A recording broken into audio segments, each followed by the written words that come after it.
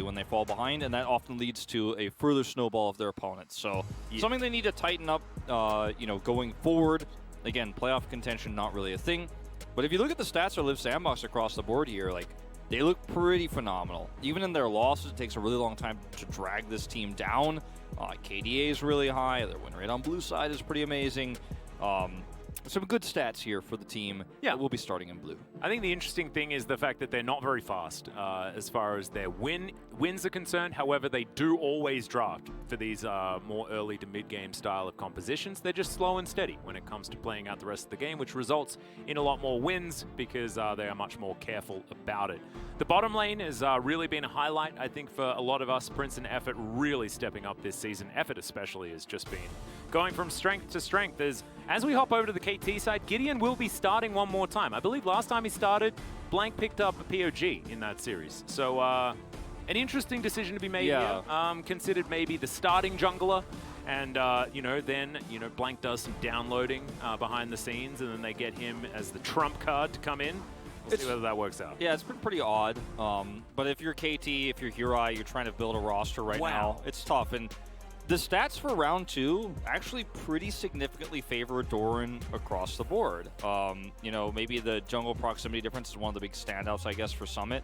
But again, small difference there. But his XP difference, his CS difference is better. His damage per minute overall is actually pretty high. You can see Summit is in general a little bit lower, but Summit does play a lot of Gnar, does play a lot more utility tops. Doran likes to play a lot more aggressively, so that does explain a lot of these stats. But again, the one thing that isn't shown here is that Summit is able to help his team win the games. Doran looks great in lane, he looks great in terms of the gold leads, the experience differences, but they can't translate that into wins. Yeah, and I mean, the game is played around him. You can see he's first in damage percent for top laners. This is often a stat that belongs almost solely to Keen because he has sort of been that one-man army of a Freaker. That has since changed.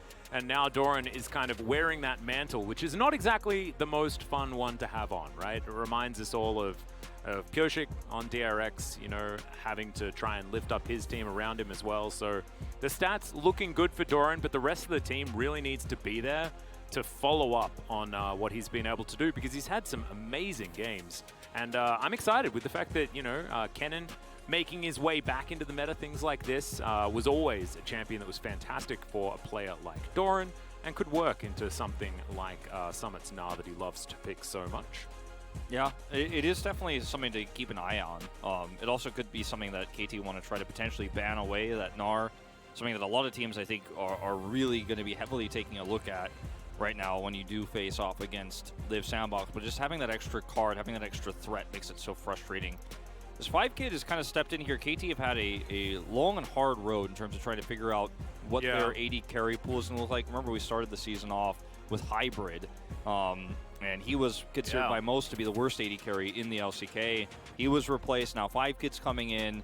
Noah in and out, right? You see, the bot lane as well. Harp versus Zeus, who's the starter. Like KT, oscillating between Blank and Gideon. We never really found a top 5 solidified roster for KT Rolster, whereas every other team pretty much figured it out. We're not seeing too many changes in their top teams right now, and KT are still just going to mix it up one last time here for one of the last 2 series they have of the season. Yeah, I find it kind of interesting as well because I feel like 5Kid and Zeus especially have not been an upgrade to Noah and Harp. Yeah. I think Noah and Harp petered off towards the end of their stay here in the LCK, but I think the highs have definitely not been as high as that particular team, which is why I think that KT has really sank, right? Because their bottom lane just hasn't been able to step up to the rest of them. Bottom lanes here in the LCK have been very strong though, so it's a difficult task at any rate in order to do that. And one of the reasons why it's difficult is because players like Effort and Prince have both stepped up to the plate and are really delivering. As the Ziggs is going to be taken away. Yep, that one's off the board right away. Jace being banned is extremely common right now. It's not just a, pick against a lot of top laners. Like, it was very commonly used specifically for Gnar and Gwen counter pick, but is now just even being picked blind and finding success here in the LCK. Yep. But it's also a great ban for Live Sandbox though, because it does mean that you don't have that against you if you do want to prioritize that Gnar, as they often do. See the Effort Thresh is taken off the cards right away. Like to see some support bans here. KT giving their respect over to Effort. See what comes in as the last one, because there's a lot of options open for Live Sandbox Oh, regardless. Yeah. Lucian has been banned the majority of games that we've seen so far, and all of the junglers remain available, but the Gnar of Summit is going to be taken away instead. Yeah, this is not a shocker. I think a lot of teams would refuse to do this just because it leaves so many strong picks open, but KT are just not going to be willing to deal with it. And they're also... Lucian is just so ridiculous, for this team especially. Yeah, exactly. Fate has had great games on it. It's also been one of Dove's best champions this season, but now he doesn't have the opportunity to play it. But I like the idea of taking the Gnar away, play towards Doran, play towards your side lane win condition. Blitzcrank has been hovered a lot here in the LCK, and I'd really love to see him come back with his buffs, but I think it's just a troll, as Leona will be locked in with a Viego. Very high prio, actually. It's really fallen off in general. Very interesting that the Viego does see the priority here. Expecting him to be in the jungle, but things like Xin Zhao and the Diana both still available. We'll see what is decided to go with here, as Lee Sin also certainly a good option here, as Croco's cycling through as many things as he can possibly find. I feel like Leona's a pick away, because Effort has been playing it so well. It's not a bad pick in general. It's just so strong, can pair with so many different champions. So Kalista will come through. We'll see if they want to grab an Alistar or a Gragas to pair with it. This early on in the draft, you don't necessarily have to. You can also still play the Nautilus, which has been Effort's other go-to when the Leona is removed. But if you don't lock it in here, there are some opportunities for KT to thin that pool out. Trundle also available, and certainly something that they could flex between Effort and Croco if they'd like to. Yeah. I'll look for the Alistar instead here, though. Oh, Gragas. Last second Gragas flip. Gragas has been the most commonly paired champion with Kalista towards the later part of summer season. Also can really deny Leona's engage after she Zenith Blades. Of course, it's difficult to deny a Solar Flare because that one is pretty non-committal. However, if she's deciding to go in, you can body slam her, you can cast her in further, you can do whatever you want. Exactly. Aphelios will be the choice here for 5Kid. We know 5Kid likes to play some Aphelios, and even if he doesn't have a Thresh to pair with it, he has played very well, and he likes to play very passively in lane. And Aphelios is a champion where you can do that and end up being very powerful later on. Don't hate the pick, even though it doesn't have that extra safety. Rumble removed here is kind of an interesting one because, you do want an AP jungler here, and maybe they'll go for the Diana follow-up as well, but doesn't really pair that well with what Live Sandbox have at the moment. And not necessarily. You can do some fancy flexing if you would like to, moving Lucian towards the top lane. True. Theoretically putting Kalista up there and Lucian bot, but I don't know whether you want to do that. I think we are seeing Fate and the bottom lane locked away here as Syndra going to be denied from Dove. Dove, of course, pretty extensive champion pool, and Live Sandbox absolutely know that, having had Dove on the team for quite some years. Zach getting taken out. I want to deal with that. Maybe they've been watching the LPL. They're like, it's too much of a powerful flex pick. It is very strong, even in the support role, kind of hinting at what we're seeing in the LPL at the moment. But it is also a pick that works extremely well with the super hard engage that Live Sandbox have here between the Gragas. The Kalista, who can help the Gragas. You put a Zac on top of all of that, and suddenly Aphelios is just going to have a really rough time. Now, this is a big turn of the draft if they commit to the Aurelia, and they do. Wow. All right, so Aurelia going to be picked up here, likely for Dove in that mid lane, looking to all in on the Lucian. Not going to have the greatest time early, but certainly will have that potential for the kills once a few levels have been picked up. See what Live Sandbox do to react to this, because the beauty of what KT have done here is that they've kept the Aurelia flexible. So whatever's picked up here, they can move it around. Speaking of moving things around, Lee Sin going to be locked away.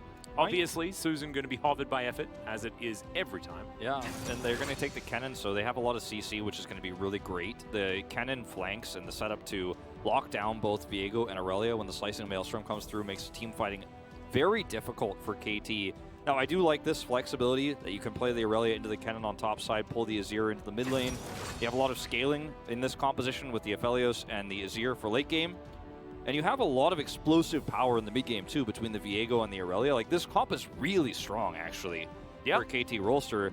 even if you don't end up taking the Rift Herald, you can leave the Aphelios spot. He can get a lot of extra plates. He can get a lot of extra farm down there. So this has like so many plan Bs to how the game goes. Oh, okay, your early game didn't go so well, but you got the scaling. Oh, your early game went well. Your scaling gets even stronger, right? You have a lot of power in terms of how you can set up team fights too with your engage options. My concern here for Live Sandbox is that they have some lanes that can really get snowballed against, like Lucian versus Azir. Azir can actually do very fine in that matchup. Can poke the Azir, or rather can poke the Lucian, can start to harass him. If you end up getting a kill on the top side, Aurelia gets fed, then the Kennen is going to be fairly vulnerable as well. But yeah, team fights is where I really like in Live Sandbox's draft. Yeah, I think Summit has so much agency, but also we've seen what happens if Kennen falls behind. Yes, that's what I'm saying. He does absolutely nothing. Like, yeah, it's exactly to your point. So I think Summit is, once again, just going to be pivotal for this team. And look at all of these champions. Like, everything is mid-game.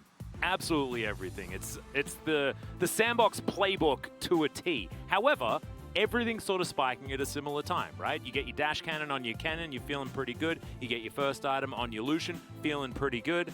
You know, you probably want to get to 2, but I mean, they're your biggest spikes, right? Getting a couple of items under your belt, and you're going to be pretty happy there. Whereas we're looking for 3 on Aphelios, things like this. The Azir just wants to stack as much as he possibly can. And it is going to be later in the game that KT will get well and truly out of control. Aurelia, though, is just broken, so she's just going to be strong all the time, unless Summit can really keep her down. You can see he's taken Airy already, just to make sure that harassment is at a maximum. Yeah, just abuse the fact that she is a melee champion. What I'm looking at for KT here, too, is even though their comp is, as you mentioned, at strongest later on in the game, if you make a small mistake, and not just talking about the Cannon matchup where that can really fall apart, but just in general around the first few Drake fights and the Herald control, like KT's comp is it so volatile that if it does actually end up getting some really nice skirmishing done, especially post 6 for Dove, then you can really get a massive lead. In the game, your power can actually happen way before the late game, and then you always have that to fall back on. And it's a very dangerous comp for that reason. Live Sandbox need to respect it, but also they need to play around where their comp is strongest at the mid game. So it's a very thin line, I think, that Live Sandbox have to play in this game. They are the stronger team mechanically, we know this, but it's not going to be an easy game. No, absolutely right. As Fate with his Airy as well, we've got a lot of Aries going on here. As, of course, this is the more recent trend on the Lucian to try and maximize that harassment. Dove going to start drinking that corrupting potion as early as he possibly can, but he's got his own area, so Fate is going to be taking a bit of damage here. Of course, the minions helping out. Misses one of those creeps, but we're going to try not to nitpick too much. Yeah, not too much. Not yet, anyways. We'll get into that later. Dove 0-2, actually, on his namesake champion here this season. A little bit sad, isn't it? Yeah. Maybe it's just getting him back for the fact that Azir is, in fact, a pigeon, not a dove. Yeah, it's a little bit off on that one. It's just a different bird. A little bit off on that one, but that's okay. Who said we weren't going to nitpick? Well, KT getting the shove here on this bottom side. 5Kid utilizing his Calibrum quite nicely here, as the Q is going to affect effort just a little. Summit, yeah, this is what happens. Yeah. You stack up that pass if you have a pretty good time, and Aurelia can roll over the top of this one. And let's not forget, this is Doran, right? This is not just any top laner. This is the type of player who loves to play the style, loves to be aggressive. We have a lot of top laners like this in the LCK. Rascal, another player who would love to get the Aurelia. Even Birdall, who's now kind of taking this spot, who's also kind of our new resident Aurelia main here in the LCK. Like, these types of players will, if you give them an inch, take a mile, and will, really start to push those advantages. And if you end up having some support up here too, like if Gideon hovers this lane and Summit gets camped, like that can be a win condition for KT, absolutely. Well, that was actually a pretty decent trade there from Summit, landing the Q. Of course, that was the buff onto Kennen, so we have been seeing a lot more Q-Max Kennons, as we're seeing a little bit more aggression on the bottom side, but Jonas Strong doesn't want to watch it, as we've got to fight for a Scuttle Crab, and that is a little bit more interesting. Q going to connect onto Gideon, but Doran has the inside track, so he will guarantee this one. Yeah, this is really nice. Use that top prio to grab potentially double Scuttle. Now, mid prio does, of course, go to Fate at the moment. Oh, Jeez. Yeah, there's the double tap. Fate's down to 250. Gideon just going to walk on through. Like, Fate might be dead here. Does have Flash and Relentless Pursuit, so he should be okay. Yeah, that was actually really scary. If he does not flash the stun, could absolutely die. And I was like, he should know that Gideon is coming, but you know what? With his position there, I wasn't 100% confident, but he's totally fine. No, Prince! Yikes. That's actually really big. That's actually a ton of money stolen. As Doran going to take a turret shot, but Summit takes way more. As he's going to have that minion wave delivered towards the turret. Looks like Summit should be able to just teleport back, and that should make things all okay. Prince looking to go back home, spend that scuttle money. Yeah, you got to spend it. Oh yeah. Got to get an advantage out of it. As this mid matchup has ended up being a bit of a yo-yo in terms of where the prio is going, but Dove should, in general, be able to keep this pushed and harassed so successfully. Yeah, it's like whenever Fate goes in, he just has to like sacrifice so much of his health bar. As that corrupting potion now completely used up. Looks like he wanted to bait something here for Croco, potentially, and it's successful in the idea, but Dove has vision, so... Yeah, they know exactly what's going on here. Is okay, Q connects, but Dove going to shift the sands, gets himself out of the way. They're just looking to try and get this shove working. Fate a little bit greedily steps forward to grab these minions, as that's a great sidestep from Croco to make sure that Gideon isn't able to get that stun. So, Fate gets that wave shove towards the turret and will be able to get the back that he was looking for. That was actually really scary on both sides there in the mid lane. Okay, stun. Right. Pretty good stun there. Is good from Summit to get his out on time. Stuns across the board there. Flawless duet into the Mark of the Storm stun. It was very much, it looked like I was watching, you know, cars slide on ice, like on a YouTube video, and I'm like, ooh, this is going to end badly, but like actually nobody crashed into each other and everything was okay in those mid exchanges. 강타 돌아 All the 이제. sea lines were okay. That's 어이구. call. Oh boy. 괜찮아. 괜찮아. Yes, 괜찮아. 상대 정글 There was definitely a lot of fear there that there was going to be a rotation down, so that's why they commit there to push away. I guess, you know, Croco's not too upset about his smite, or rather his scuttle being taken. It's all good. Trusts Prince to be able to get some work done with the extra money that he's picked up, as right now you can see very even on the bottom side.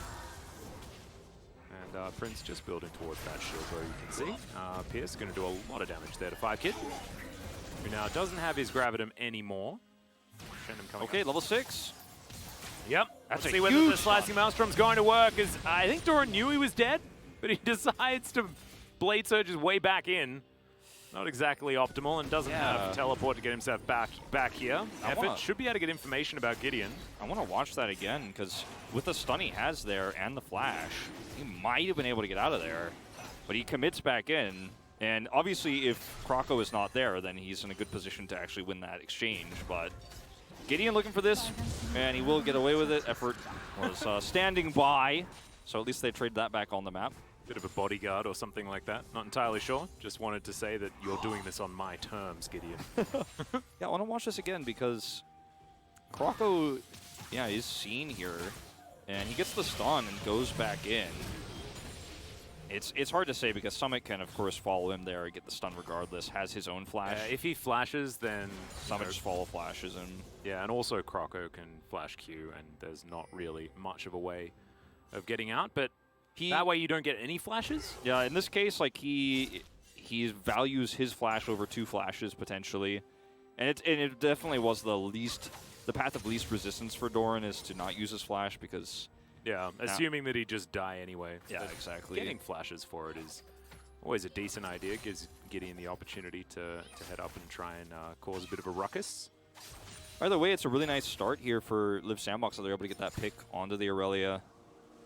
You know, really early Oblivion Orb for Summit, making it a lot easier to lane, and now he's got 2 Amp Tomes, so he's having a pretty decent time. He's actually playing this out very well. Yeah, it's one of the ways we talked about KT maybe could snowball a lead is to kind of eliminate the Kennon's relevancy from the game, and that's just not happened here. No, Summit well and truly even with Doran right now, and having helped out with that first blood, certainly going to be great news as well. 3.5 minutes on the Mountain Drake, which will be the second. We've got either a Cloud or an Infernal. I believe we've already had an Infernal Drake, Infernal Soul so far today, so I'm looking for a Cloud personally. Non-biased, of course. Yeah, I mean, given your history, I think that might be where we're headed, but I don't want to make any assumptions just yet. As Rift Herald fight is going to be the next step here. Notice that Prince is staying bottom so that Aphelios can't free farm. That's one of the things that you can do as KT if you just posture here. Yep. Hard Blaze coming on out. Just tags up Dove. You can see Prince and 5Kid here towards the bottom side. You can see Prince not having the greatest time in the 1v1. Scrocco will just clear out some vision. The skirmishing power of both these teams is really strong, but Kennen is going to be amazing if he can actually get in a slicing Maelstrom on top of this. KT have to make a tough call if they're going to commit here or not. I feel like if the initial salvo doesn't work well for Live Sandbox, though, Doran just rolls over the fight. So I think it's, you know, definitely dicey on both sides. As Fate now trying to get some control of this mid lane, but not exactly finding much success there. You can see Dove able to get those Sand Soldiers out. And even Tagging with up, Fate. Even with Prince staying bottom, Aphelios is winning that exchange pretty hard, getting a lot of extra value there. And again, KT's comp scales better, so as Live Sandbox, the onus is on you to make something happen here. KT, if you're going to go, oh, okay, you're going to happy feet around this and not actually commit, they're happy for that. Oh, this is an odd rotation, though. There's the flash in, the kickback as well is going to secure this kill. Look at the chain CC. It's just beautiful as the culling is going to be entirely eaten by Doran. And now he's trying to get in there. The flash over the wall, but it's not enough. Effort with the extraordinarily long arm is going to bop him right over that wall, and Live Sandbox will just grab themselves Shelly. Bit of a whoopsie there from KT. Yeah, the rotation, like you said, the positioning there of that kind of path they took, I guess is the best way to put it, just allows Summit to get so much value with his engage in. And that was a bit of a whoopsie, as you put it. I think it's a nice way to put it. And the thing is, this is actually disastrous for KT Rolster, because now you've given over a ton of gold in terms of those 3 kills, but also control of the top side of the map to what is Kennen, who can, you know, start to fall behind, right? There can be a lot of resources given there, but now you're behind as Aurelia into this Kennen matchup, which never happened. And this angle is so bad for KT against the engage tools that Live Sandbox have, because they can slicing males from this, they can have the Croco kick there, and you're just kind of stuck in a place where there's no way out. And then the flash is used for the Aurelia too, which feels terrible. 해도. And he's like, no, we can do this, we can do this, we can do this. Go, go, go. And 야, like, 비고. he just ends up 비고. killing 오케이. Viego. He's like, Okay, scaling out Viego. 천천히. So he's like, 얘들아, I got him. 한 빠지면서, The angle here was so 빠지면서, bad for 빠지면서. them. And then 빠지면서, Aurelia 빠지면서. comes through, but they have so much CC to lock her Okay. down. 야, 전략줄게. Now it's just a free Rift 오, Herald. 크로커. I don't think I need to translate that one for you guys. Oh, Croco. That was great. And yeah, Croco popped off. And it was mispositioning from KT to begin it all, but beautiful capitalization there from Croco, who's now going to deliver Shelly to the bottom side of the map, potentially. We do have Fate's Call, of course, level 8 on this Callista as 5Kid, going to be walking away. Bit of a sore back after that Pierce came through. Drake is up here too. Ultimate control here for Live Sandbox on the map. They can use this Rift Herald in mid or bottom to guarantee a lot of extra prio. And notice the pushing power that even Summit has. Now he's trying to secure the scuttle. Well, Gideon going to dive on in there with the ultimate. Summit does have Flash available as Mark of the Storm comes down and Gideon takes half of his health, and Summit will just be delivered this Rift Scuttler. So, once again, a bit of an odd situation there as, okay, Croco finally manages to get that Rift Scuttler that he so desired from earlier on. And just a lot of respect given to the 1-0-2 Kennen here, who is so strong right now. Yeah, I have to say, this is looking better and better for Live Sandbox every moment, because they're capitalizing on these small advantages so well. They're punishing super hard. And KT, remember we talked about this in the team stats. They're one of the fastest losing teams in the LCK. When they are behind, they often take extreme risks to try to catch up. And this feels like another of those games where KT are trying to force this.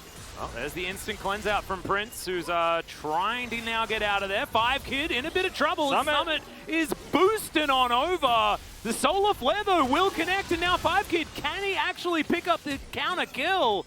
The answer's going to be no, as Prince looking to try and hop his way through here. The Dragon gets a bit mad, but not mad enough to actually kill the Aphelios, who will limp his way out with no summoners left remaining but his life. Yeah, summoner spells, of course, used for Summit, additionally in this fight, too, so that's a bit of a painful one. But the thing is, this is another one of those examples of exactly what I was saying, is KT trying to really force the square peg into the round hole in a lot of these scenarios. Your comp already scales better. You don't have to force these engages. They almost end up getting a double kill against them when they attempt this, as Prince is actually totally fine to stay here. Yeah, Gideon not going to be able to find the stun, and therefore Prince just hops around, just happy as Larry, as my father would say.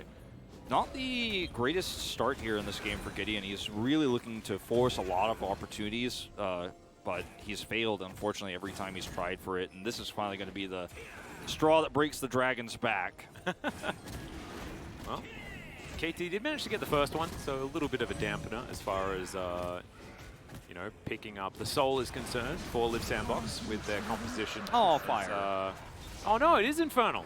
Wow, this Live Sandbox just high rolling. Pretty ludicrous. Maybe I'm just salty because my Cloud Drake didn't come in. Hey, look, we got at least one more game left after this, so it could still happen. Oh, cute. Oh, what? Oh, that definitely skimmed his plumage. Yeah, the little point of that shuriken just like gave him a little bit of an ouchie. Yeah. It's like he got tapped by a toothpick or something. It's like grazed the tail feather. Didn't do damage, but it definitely made him feel uncomfortable. Well, someone is going to catch this wave. Right now, Live Sandbox are going to struggle to force a team fight, unfortunately. Until this next Rift Herald is up, there's not a whole lot to fight for. And, you know, KT still in a position where they can kind of sit back and farm. They're behind, but it's not a scenario where unless they end up, you know, trying to force a lot of fights and try to catch up here where they're not going to fall too far behind. This is still a very winnable game.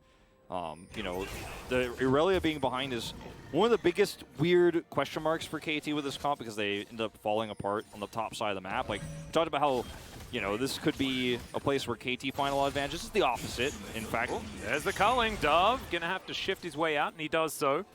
But now, feels like this lane has certainly turned around as Effort gets out of the way of Gideon. Gideon's just not been able to find anything so far this game, and as we do move closer and closer to 3,000 gold in the lead for Live Sandbox. Doran doesn't have a turret to operate under anymore, so, you know, he's essentially not going to be around for a lot of these upcoming objectives necessarily unless he split pushes really deep. As Gideon once again make an appearance here. Fatal catch the entire wave.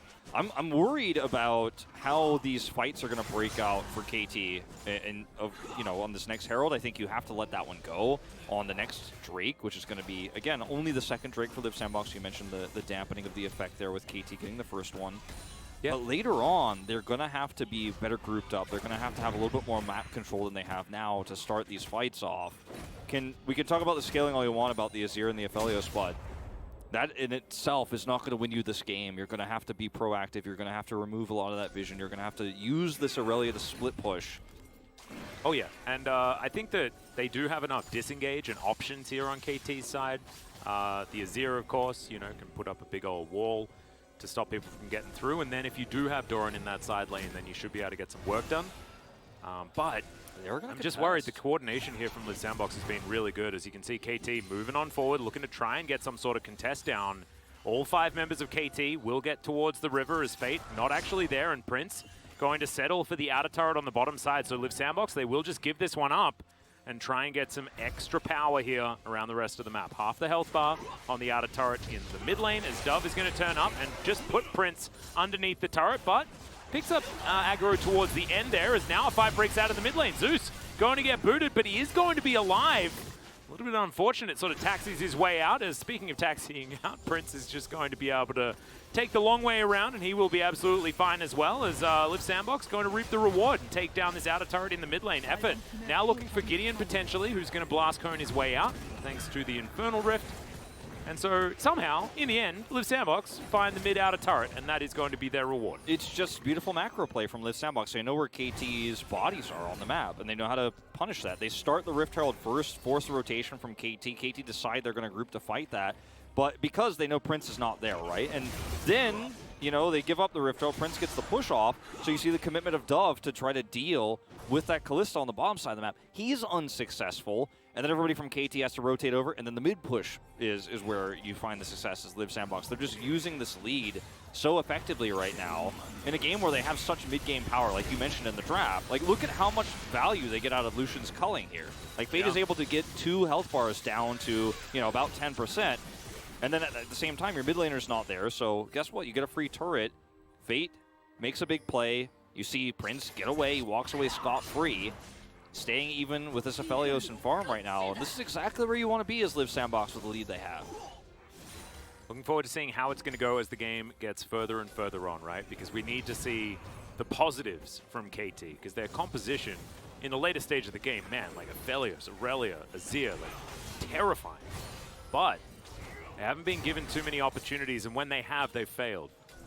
Yeah. Just have to see them shore things up, try and get these fights working out. Maybe in 5 seconds' time, that's going to be their opportunity, as that will be the first Infernal Drake of the game. It's a hard call to make. Both top laners have teleport here, but you don't have the advantage of Drake positioning as KT. I don't think you can actually fight for this. They're going to try for it. Zenith Blade is going to get Zeus in there as the explosive cast just for the disengage. A teleport comes down and Zeus flashes on top of the entering cannon. And now the rest of KT looking to try and collapse. Summit going to get tagged once again by the Zenith Blade. Does have flash, uses it to get away, but immediately gets booted out of there. Fate now having to dash his way through as Croco gets the kick, and it looks like Live Sandbox are going to have to give this one up. Yeah, a lot of chasing there from Live Sandbox when they could have just been happy to take the flash from Zeus after that failed engage and take the Drake, but they wanted to actually teleport Summit in and look for a big fight there with a slicing Maelstrom. But unfortunately, he didn't use it right when he got in because he was almost burst down. That was close. And actually, KT didn't collapse on him, so he walks his way out. Prince was there, though, I guess, so he's going to be all right, has some backup. Yeah, and this is another one of those scenarios where, as Live Sandbox, you also have to understand that if you make mistakes like this in these fights, you lose your tempo advantage. I really like that Croco recognized that he lost the Smite War, so he won the other one. As now Fate getting out of the way of Doran. Good sidestep on the Q. As okay, he dashes forward. That could be the opportunity here for KT as Doran looking for another Blade Surge. Doesn't find it. Croco lands the Q, but Gideon dashes out. And Live Sandbox, another minion wave delivered to a turret. This one extraordinarily low. So they will just be able to pick that one up. Yeah, exactly. They're going to look for more here. To be so careful right now. Aphelios is mid and they know it. They're going to try to push the envelope here. Comes the aggression. You do see the rotation of Prince over to catch that wave now, and that's going to be that. But a lot of the tempo taken away here from Live Sandbox with that Drake being removed, because now you're 3 Drakes out of getting that Infernal Soul, which is actually really massive. And this fight is actually like really well handled by Live Sandbox. The Zenith Blade comes in and Zeus is like, oh, better get out of here, right? Does end up flashing over the wall. Then the teleport from Summit comes through, and I think at this moment you don't have to chase any further, and Summit could just leave. But he gets Zenith Bladed here, so they decide, okay, we're going to actually engage. Notice he flashes in with his ult there, and is able to help Effort get out, but this is just such a decisive win for KT at that moment. The team is a little bit disjointed in how they want to fight this out. They lose control of the Drake. I was so sure that Summit was going to flash out that I believe I said that in the play-by-play because I was so ready for it to happen. And then he decided to flash in and die. Yeah, it was not ideal. No, suboptimal. You were definitely right about what should have happened there. Sometimes we make some assumptions, as the mouth has to move faster than the brain sometimes. As, okay. Croco looking for the wraparound. Dove going to be spotted here, as this tower does not exist until it does. Dove going to set one up for himself as Zeus looking to get on in here. The Solar Flare at the ready, I believe, as of course the icon can be confusing at times, but that one is available. Yeah, it almost looks like it's got It's like it's always almost off cooldown. Yeah. That one got me when I first started casting League. I'm like, I think he has it. No, he does have it, in fact, but you have to respect it. A lot of what Live Sandbox is doing right now is trying to force these small fights, you know, where they're 4v3 for just a second, burst down a single target with that Lucian ultimate, and look for an objective that comes with it. You know, that inner turret on the top side of the map would be exactly what they'd want. If they could kill Dove up there, take that one down, they further their gold lead. But when they're unsuccessful, KT get to free farm. And that's the scariest part about this right now, is KT have Drake advantage and can just sit back very patiently, get those items online. It's a ticking time bomb. It's what it kind of feels like here for KT. I think we need to see Live Sandbox utilize that beautiful coordination that they had with Croco, getting that pick. They need more of those, because we know that the chain CC from this comp is insane. And they have the follow-up damage as well. It's just that if they do get into these wide open spaces where KT get to pick their battles, I mean, their weapons are bigger. Yeah, exactly. I think that's part of why Live Sandbox in that last fight around the break that they lost, which looked kind of silly, and you had the Summit flashing and all that stuff, they're like starting to feel the pressure of what their comp is, how their comp is going to start to lose its power. It's going to become somewhat obsolete later on, so they really want to hit it hard while they have this advantage with this timing. But losing that Drake actually, I think, is what might actually come back to bite them, you know, almost terminally, if they are unable to control more of this map right now. Because you can see they're trying to make this play that's getting weaker and weaker by the moment. It's a little bit dangerous as Effort off to the side. Feels like he's Akshan, you know? He's like, yeah. It's just, I'm stealthed. It's fine. You can't see me. No one can see me. But they could. He's kind of a big body slam out there. Big champion he's playing. Very glowy as well. Yeah, this skin is like the most seen. Yeah, it's like he time. always has Guardian active, but he doesn't even have the rune. You know, it's very confusing. As okay, Live Sandbox looking for a bit of a collapse here. Good vision available to Doran. High value It's going to be completely fine. W just pressed because Doran had it available. Sometimes you just got to do it. Sometimes you got to do your buttons. And, you know, look at the setup here for Dove. He's been given a lot of help to continue to push this. Fate actually has to just sit on the turret to catch this wave, unfortunately. Is even going to be harassed here. Yeah, Dove actually doing a fair bit of damage, as we can see. Luden's complete, as well as his Oblivion Orb. Got that stopwatch as well, ready for the next fight, potentially. 5 seconds time on this Drake, as no one really seems to care too much about it. Live Sandbox closer to the area, fresh off a reset, RKT, and it might just be Live Sandbox locking this one down. It would be so huge control for them, but if they had, you know, like we've the elephant in the room that we've been discussing so much, if they had just backed off on that fight and taken the Drake, this would be sole point. Yeah. As it stands, this is 2 Drakes away, so KT are okay with just, I mean, they don't feel great about it, but you're not worried, you're not under threat of this extreme win condition for Live Sandbox, the Infernal Soul right now. You actually have a little bit more time to farm. That's 5 extra minutes you get from this one. Yeah, and also delaying the game is good. So share the Drakes out a little bit. Yeah. Make sure that you don't get to that Elder stage where if someone gets it, you lose the game, or you win the game, depending on how you roll. That sort of thing. Yes. It's certainly good for KT to just extend, as there's the flash in. Gideon going to try and flash away, and is going to be able to do it. Heartbreaker as well, just to be sure. And Gideon survives, but doesn't now have his flash available. Croco the same way, though.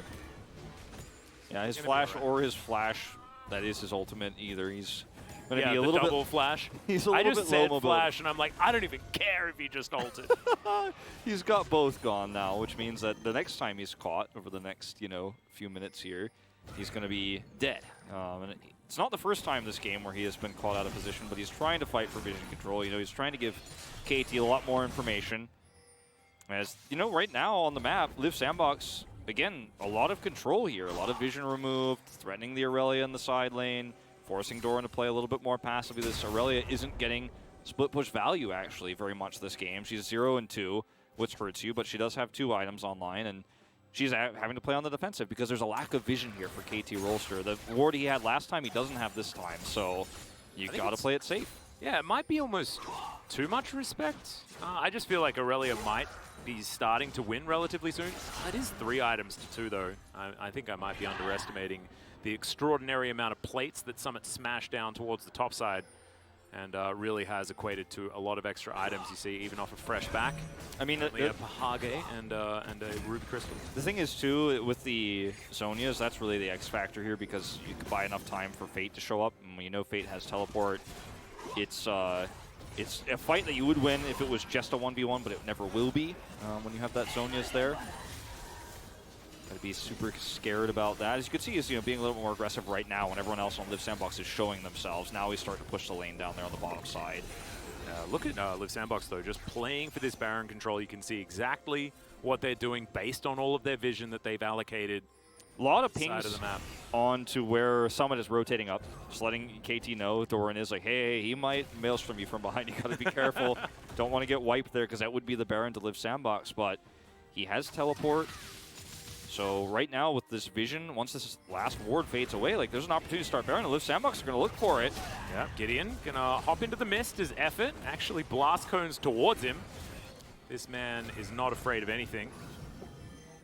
As you can see, Dove is on the top side. Effort with Body Slam at the ready, can get over the wall if he needs to, as the rest of Live Sandbox just on the Baron, as Fate dashes on over. We're looking for the teleport here on KT's side, but the Baron's already dead. Effort going to be the sacrificial lamb as the Fates call. Where was it? Prince. Yeah, that was maybe a bit out of range there. It was kind of weird. I think he definitely could have looked for that there, but either way, I feel like Effort was like, you can press R now. You can press you can press it now. I'm waiting. You can press R now. line? Yeah, exactly. Well, you know, at this stage, that was a great play from Liv Sandbox to control vision, and they have Callista who can burst down the Baron. You have basically with the Callista double smite, the Rend is what actually guarantees the Baron there, and KT don't have the ability just yet to really contest that. They don't have any vision, so it's hard to actually wrap around in. As we'll watch this one more time, like everyone from KT minus the Aurelia is here. Aurelia teleports in, but it's so late. And Effort, yeah, he's just, Prince is too far away. Prince, he's going for it, but maybe he was just a little bit out of the way. It's actually on cooldown based on that screen, so maybe it was. When I looked at it, it was up. Effort also didn't have flash, sadly. Yeah. But also, I think it was a valiant death. Yeah, no, I mean, look, they got the Baron, so that's going to be, at this stage of the game, one of your biggest concerns is Liv Sandbox is, wow, they're starting to really come online. Like, how can we maintain this level of control on the map when we can't get picks anymore and the Aurelia is starting to side lane? But when you have Baron, kind of skip all that. You get the better minions, you get the push, you get the extra money. Oh, I love this from Liv Sandbox. They read the fact that the answer was coming on the top side of the map, and they instead focus on this mid lane and on and the bottom lane. Get that teleport forward, and that's 2 turrets already. 3,000 gold Baron power And it's play. a big play. KT still in this, still have an opportunity to swing on this Infernal fight, but getting to the Drake itself is impossible. Now, I'm not talking about this Infernal fight right now because... Yeah, I mean, like you're I talking said, about the one in 5 minutes time? Yes, yes, the one that happens after this. Yeah. Because again, this is the time they've bought for themselves. There's just no way to get there now, but in this upcoming one, that's where KT have to make their stand, because if Liv Sandbox get Infernal Soul, forget the scaling discussion. You know, it just becomes so much more easy to control these team fights with the comp they have. Slicing Maelstrom, culling with Infernal Soul, like, yeah, no, just pack it up, I reckon. Yes. That's really, really difficult to deal with. Not to mention just everything. I mean, Infernal Soul is just ridiculous as far as the extra value that you get, not to mention the statistics. Some big spikes coming up here for KT, you know, with these items. 3 items on the Aphelios, the death cap almost done here for Dove. The cool hat, exactly, going to be very, very important. As Summit great snipe there with the Q. And he's just going to vacate the area. I just love how they play with aggro, right? They draw Gideon towards the bottom side, Liv Sandbox strikes top. It's a great macro set of plays. You know, we've been seeing it all game long. This is one of those things where, you know, Liv Sandbox was very much criticized for, yeah, they're great at early game skirmishes like Afrika, but the macro in the late game, some of the control of the map, something they've really struggled in. But that's the evolution we've seen from this team that we haven't seen from Hanwha, that we haven't seen from KT throughout the mid parts of the summer season. Yep. And it's why, at this stage, even at 32 minutes into the game, KT haven't... Okay, Gideon is very angry and really wants to kill Summit. He's not going to be able to. No. Flashing forward there. No, of course, using his Heartbreaker to get a little bit more distance. But KT have not been able to, you know, use this scaling they have, unfortunately, just yet, because of the vision that's been taken away. What is it with Lee Sin at the moment, man? That's a huge advantage for Croco. Yeah. Very similar to what Dread did in game number 1 against Hanwha Life in our previous series. It's another really big game for the junglers. Gideon has unfortunately just not made a huge impact this game. It's been really hard for him. He's been caught and had to use a summoner, use his ultimate very, very often. That last ultimate was...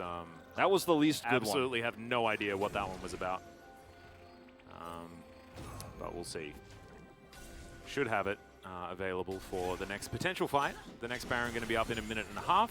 Look at the items 3 minutes here on the Infernal Soul. For Summit. Summit, if he actually gets a big slicing Maelstrom, he will kill everyone. Like, that's now where you have to start going, okay, as KT, can you even push out? Because if he gets a teleport off on the back side of your team fight, you just die, you lose. So, like, you need to clear all the wards, but you can't clear the wards because if you actually step out to clear those, you're going to die. This is Pokemon Yellow Pikachu, you know, like the one with the extra stats. Like, he's real powerful.